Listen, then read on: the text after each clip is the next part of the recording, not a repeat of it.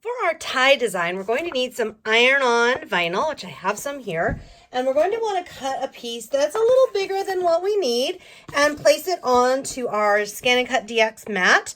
And then I like to use this scraper tool and press my vinyl down. This will do two different things. Number one, it'll ensure that we have a really nice, firm bond between the mat and the transfer material, which should be on the underside.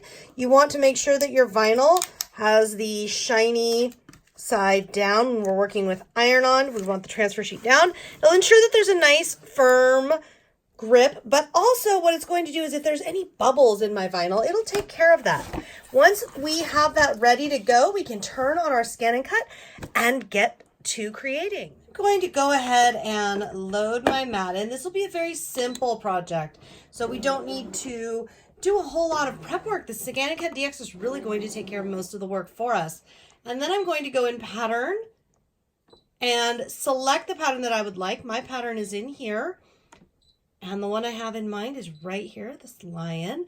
And then here I can adjust what size I would like this to be. Now I would like this to be about 2 3/4 inches high, should be about correct. Remember that if you're ever not sure, you definitely want to go ahead and measure your material. The width here is a little over 3 inches. The width here is about 2.5 inches as the higher up. So you definitely want to be sure that for the area you are using, that the size is appropriate. Now what we can do is go ahead and scan our mat in, and this will show us where that material is. This is a wonderful feature of the ScanNCut, exclusive to the ScanNCut. And it's a wonderful feature because it lets us use the exact amount of material we need without having to have a lot of excess or cut little pieces out of bigger pieces. We can use our scraps. We can use smaller pieces. You can see here I can move my lion right into the center. And once we are ready, we go ahead and select cut. And we make sure here in the tools, we want to make sure the half cut is on because we are working with vinyl, and start. Next up, we want to weed or remove the material that we do not wish to cut. And to do that, I like to use my little pick tool here to assist. We want to move very carefully and very slowly around our image, like so, and make sure to move slowly because we don't want to accidentally tear any of our vinyl material. And you can see here, it goes in, and if you need to, you can get in there with that pick tool. And if there are any interior pieces, which this design does not have, you would also want to remove those. Essentially, you are removing all of the bits and pieces that you do not want to see on your finished project.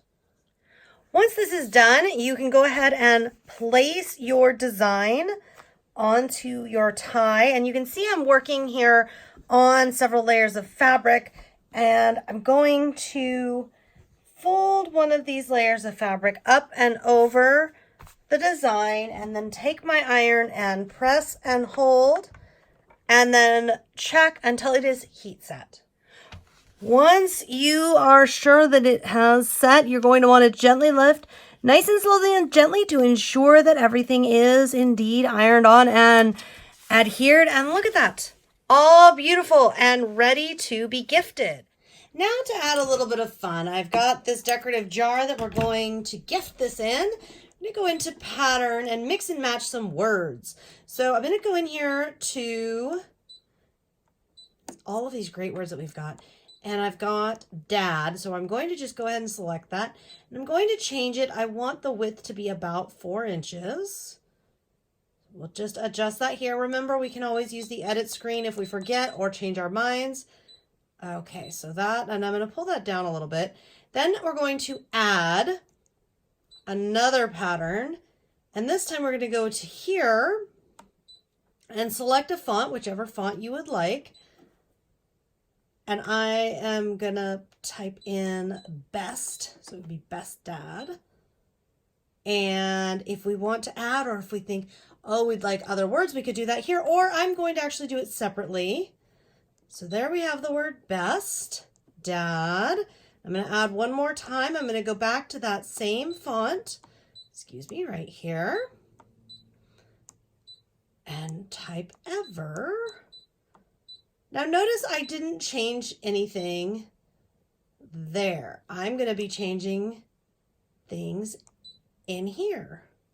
So now what I'm going to do to edit this is going to edit, object edit, and shrink this down. Now we will be working with sticker vinyl, so we do not have to do any reversing or anything else. And we don't need a mirror image because we're just using exactly what we've got here. So I'm going to go like so. Best dad ever. So cute. I'm actually going to shrink this down a little bit more just because my area that I'm working with is not very large. So I don't want this to be, there we go. We'll shrink that like so.